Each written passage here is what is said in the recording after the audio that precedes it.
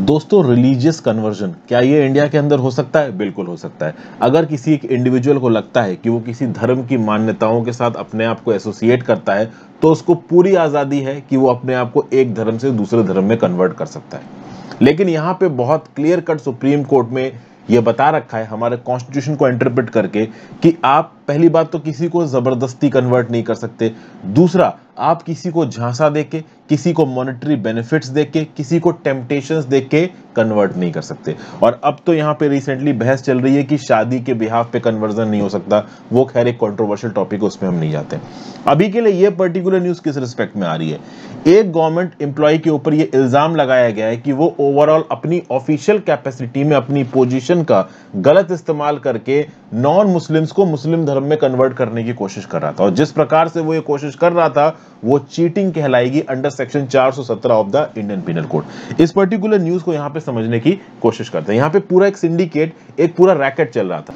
और UP police का ये जो एंटी टेरर स्क्वाड है, इसको ये इंफॉर्मेशन मिली कि कुछ एंटी नेशनल और anti social elements ISI groups के साथ एसोसिएटेड है। कुछ फॉर्म, आईएसआई मतलब इंटर सर्विसेज इंटेलिजेंस, जो कि पाकिस्तान की एजेंसी, और कुछ फॉरेन ऑर्गेनाइजेशंस जो कि इंडिया के अंदर इंस्टेबिलिटी फैलाना चाहते हैं, वो ओवरऑल इन सोशल ग्रुप्स के थ्रू जो नॉन मुस्लिम्स हैं उनको मुस्लिम धर्म में कन्वर्ट करवा रहे हैं। और इसके लिए प्रॉपर फंड्स आ रहे हैं इन लोगों के पास। फॉरेन कंट्रीब्यूशन रेगुलेशन एक्ट का भी यहाँ पे वायलेशन हो रहा है। बहुत सी चीजें यहाँ पे निकल के आ रही थी।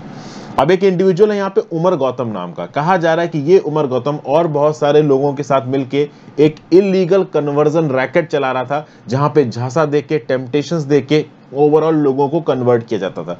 लगभग 1000 नॉन मुस्लिम्स को यहाँ पे कन्वर्ट भी किया गया। अब चलिए ठीक है, ये उमर गौतम एक क्रिमिनल माइंडसेट का इंसान है, ओवरऑल इसने ऐसा किया। ये पर्टिकुलर न्यूज यहाँ पे इसलिए निकल के आ गई क्योंकि यहाँ पे एक गवर्नमेंट सर्वेंट है जिसका नाम है इरफान शेख। इरफान शेख इंटरप्रेटर की कैपेसिटी में काम कर रहे थे न्यू दिल्ली में जो sign language training and research centre है। इरफान शेख के ऊपर यूपी एटीएस ने इल्जाम लगाया under section 120B, 121A, 123, 153A, 153B, 295A, 417, एक एक करके सब देखते हैं। तो लॉ की भी थोड़ी सी यहाँ पे हम भी प्रैक्टिस होगी। एक्चुअली में यूपीएससी मेंस में रिलेटेड अगर आपसे इससे क्वेश्चन आ जाए तो ये सेक्शंस आपके सामने कहीं ना कहीं हो सकते हैं।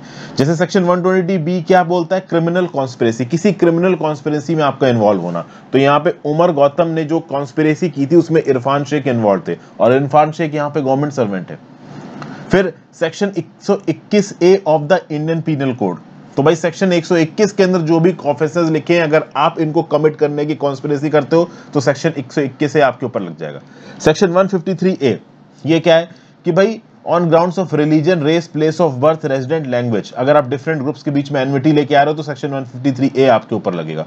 उसी प्रकार से सेक्शन 153B, अगर आप बोल के या लिख के कोई ऐसा काम कर रहे हो जिससे किसी रेस के, रिलीजन के, लैंग्वेज के या रीजनल ग्रुप या कास्ट या कम्युनिटी के किसी इंडिविजुअल को या ग्रुप को ठेस पहुंचेगी, तो आपको सेक्शन 153B के अंदर चार्ज किया जा सकता है। Section 295A of the Indian penal code क्या बोलता है कि आप कोई ऐसा डिलिबरेट मैलिशियस एक्ट कर रहे हो जिससे कि ओवरऑल किसी धर्म की रिलीजियस फीलिंग्स वायलेट हो सकती हैं। फिर section 298 of the Indian penal code क्या बोलता है कि डिलिबरेट तरीके से कुछ बोल के आपने किसी की रिलीजियस फीलिंग को इंपैक्ट किया। और finally section 417 of the Indian penal code, अगर आपने चीटिंग की है तो। इरफान शेख ने यहाँ पे ओवरऑल अपने प्रोफेशन के साथ टीचिंग की है। इनका काम क्या है कि भाई आप एक इंटरप्रेटर हो। जो डम्ब लोग हैं, जो डेफ लोग हैं, जो सुन नहीं सकते, जो बोल नहीं सकते, ओवरऑल आप इंटरप्रेट करते हो उनके लिए साइन लैंग्वेजेस को, और आप अपनी इस ऑफिशियल कैपेसिटी में गलत फायदा उठा के उनको कन्वर्ट कर रहे हो। इरफान शेख के ऊपर यह इल्जाम लगाया गया कि इरफान शेख ने झूठ बताया। यहां पे क्या झूठ बताया कि भाई सेंट्रल गवर्नमेंट ने अपॉइंट किया है इरफान शेख को, और इरफान शेख के पास ये अथॉरिटी है कि वो इंडिविजुअल्स को मुस्लिम धर्म में कन्वर्ट कर सकता है, और ऐसा करने की अथॉरिटी इरफान शेख को केंद्र की सरकार ने दी। इस प्रकार की बातें बोल के यहां पे उसने कन्वर्जन किया है, ऐसा उत्तर प्रदेश के एंटी टेरर स्क्वाड का बोलना है। मैं बता दूं अभी भी ये ट्रायल चल रहा है, फाइनल डिसीजन यहां पे निकल के नहीं आया। अब ओवरऑल यहां पे चार्जेस किसने लगाए हैं? उत्तर प्रदेश की एटीएस ने। चार्जेस कौन कौन सी इंडियन पिनल कोड के अंदर लगाए गए हैं ये मैंने आपको बता दिया। फिर अभी रिसेंटली जो उत्तर प्रदेश में prohibition of unlawful conversion of religious ordinance act आया है, उसके अंदर भी चार्जेस लगाए गए इरफान शेख के ऊपर। और ओवरऑल यहाँ पे एक एंटी नेशनल सेंटीमेंट निकल के आ रहा है, क्योंकि आप सोशल फैब्रिक को तोड़ने की कोशिश कर रहे हो। तो नेशनल इन्वेस्टिगेशन एजेंसी एक्ट 2008 के अंदर भी चार्जेस लगाए गए। तो ऑब्वियस सी बात है, लोअर कोर्ट में गए इरफान शेख, उन्होंने नेशनल इन्वेस्टिगेशन एजेंसी एक्ट 2008 के सेक्शन 21(4) में मांगी यहाँ पे बेल। मतलब पहले ये लोअर कोर्ट के पास गए, ट्रायल कोर्ट के पास गए, और उससे इरफान शेख ने बोला कि मुझे बेल दीजिए। ट्रायल कोर्ट ने बेल नहीं दी। अब आपको समझना पड़ेगा कि अगर लोअर कोर्ट आपको बेल नहीं देती है या मान लीजिए बेल दे देती है, तो दोनों ही सिचुएशन में आप अपील फाइल कर सकते हो हायर कोर्ट के पास under section 21 clause 4 of the national investigation act 2008। मतलब किसी को बेल मिली चाहे ना मिली, अगर मिली है और दूसरी पार्टी चाहती है कि ना मिले, तो वो section 21(4) of the NIA act के अंदर हायर कोर्ट के पास जाके उसकी बेल कैंसिल करवा सकती है। और यहाँ पे तो इरफान शेख को बेल नहीं मिली थी, तो वो हायर कोर्ट के पास चले गए बेल लेने के लिए। अब हायर कोर्ट यहाँ पे कौन है? हायर कोर्ट यहाँ पे है इलाहाबाद की हाई कोर्ट। और इलाहाबाद की हाई कोर्ट को अभी के लिए ओवरऑल सफिशिएंट रीजंस मिले हैं जिसके बेसिस पे यहाँ पे बेल रिजेक्ट हो गई इरफान शेख की। अब समझिए, यहाँ पे जो उमर गौतम है, ये तो एंटी सोशल एलिमेंट से एक प्रकार का सिंडिकेट चला रहे हैं, तो इनकी बात अलग हटा दो। या इरफान शेख एक गवर्नमेंट सर्वेंट थे, और गवर्नमेंट सर्वेंट बनना अपने आप में एक आसान बात नहीं होती। जब आप गवर्नमेंट सर्वेंट बनते हो, आपको एक प्रॉपर एग्जाम क्वालिफाई करना पड़ता है, उसके बाद आपका प्रॉपर वेरिफिकेशन होता है, पुलिस वेरिफिकेशन होता है, आपके सारे डॉक्यूमेंट्स वगैरह चेक किए जाते हैं और आप अपने आप को एक गवर्नमेंट का हिस्सा बना लेते हो। गवर्नमेंट सर्वेंट बनने का प्रोसेस काफी लंबा होता है, बहुत सारे चेक्स एंड बैलेंसेस होते हैं, और जब आप सरकारी कुर्सी पर बैठते हो तो सरकार आपको कुछ रिस्पॉन्सिबिलिटी देती है on its behalf to act on the ground. यहां पे अगर आप रिस्पॉन्सिबिलिटी को वायलेट करते हो, तो एक तो आप सिविल सर्विसेज कंडक्ट रूल्स को वायलेट करोगे। तो एक क्वेश्चन तो यहां पे ये भी उठता है कि इरफान शेख के ऊपर सिविल सर्विसेज कंडक्ट रूल के अंदर कोई इंक्वायरी क्यों नहीं हुई। समझिए बात को, देखिए यहां पे डिपार्टमेंटल इंक्वायरी भी चल रही होगी इरफान शेख के अगेंस्ट। इरफान शेख के अगेंस्ट यहां पे क्रिमिनल कॉन्स्पिरेसी के चार्जेस लगे हैं। इनके ऊपर इल्जाम ये लगाया गया कि जो नोएडा की डेफ सोसाइटी है, उसके अंदर बहुत सारे नॉन मुस्लिम लोगों को गलत इंफॉर्मेशन देके इरफान शेख ने मुस्लिम धर्म में कन्वर्ट किया, और इसके लिए इसको मदद मिल रही थी उमर गौतम से। बहुत सारा इलीगल पैसा इंडिया के बाहर से आ रहा है इस प्रकार के इलीगल कन्वर्जन रैकेट्स को चलाने के लिए। तो इस प्रकार का जब इल्जाम लगाया जाएगा इरफान शेख के ऊपर, तो ओवरऑल क्रिमिनल कॉन्स्पिरेसी, एक लीगल जो इंक्वायरी है वो तो चल ही रही है इरफान शेख के अगेंस्ट।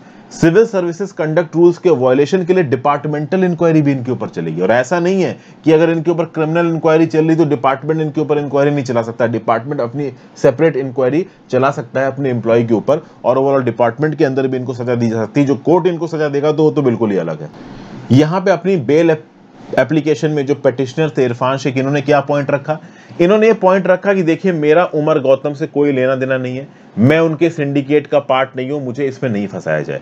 लेकिन उत्तर प्रदेश ATS का बोलना है कि इन्वेस्टिगेशन के दौरान यह पता चला है कि जिस डेफ सोसाइटी में as an interpreter Irfan Shaikh काम कर रहे हैं, वहां पे बहुत से लोगों को मुस्लिम धर्म में कन्वर्ट किया गया, गलत बातें बोल के, झूठे झांसे दे के कन्वर्ट किया गया, और ये ओवरऑल एक एंटी सोशल एलिमेंट वाले डेफिनेशन में यहां पे निकल के आएगा।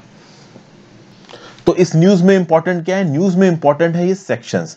Section 120B of the Indian penal code, 121A, 153A, 153B, 295A, 298, section 417, section 21(4) of the national investigation act. आपको पता नहीं कि यूपीएससी मेंस के क्वेश्चन में कौन सा सेक्शन पूछ दिया जाएगा। और छोड़ो यार यूपीएससी मेंस, किसी भी एग्जाम की तैयारी कर रहे हो, अगर सब्जेक्टिव पेपर लिख रहे हो तो सब्जेक्टिव पेपर में लॉ से रिलेटेड अगर आप सेक्शंस कोट कर देते हो ना, आपके नंबर ऑटोमेटिकली 1 से 2 नंबर बढ़ जाएंगे। क्योंकि क्या होता है ना कि जब लॉ की बात होती है तो लॉ में प्रॉपर सेक्शंस पता होना चाहिए। ठीक है, अगर आपको वो सेक्शंस पता है, नो डाउट इंटरव्यूअर जो भी आपका इंटरव्यूअर बोलते हैं, जो भी आपका कॉपी चेकर, उसको लगेगा कि हाँ भाई इस पर्टिकुलर इंडिविजुअल ने बहुत डीप में इस चीज को पढ़ा है, तैयारी की है। तो thank you for watching friends. I hope कुछ ना कुछ यूजफुल यहाँ पे आपको जानने को मिला हो। अपने व्यू पॉइंट नीचे कमेंट बॉक्स में दे के जाना। इंस्टाग्राम पे फॉलो कर लीजिए, टेलीग्राम ग्रुप ज्वाइन कर लीजिए। आप अपने व्यू पॉइंट नीचे कमेंट बॉक्स में दे सकते हैं कि क्या गवर्नमेंट सर्वेंट्स को इस प्रकार की एंटी सोशल एक्टिविटी में इन्वॉल्व होना चाहिए, एक अच्छे कैरियर को दांव पे लगाना चाहिए ओवरऑल कुछ क्रिमिनल सिंडिकेट्स के टारगेट्स को पूरा करने के लिए। ये आप मुझे नीचे कमेंट बॉक्स में बताओ। Thank you for watching friends, have a great day, good bye.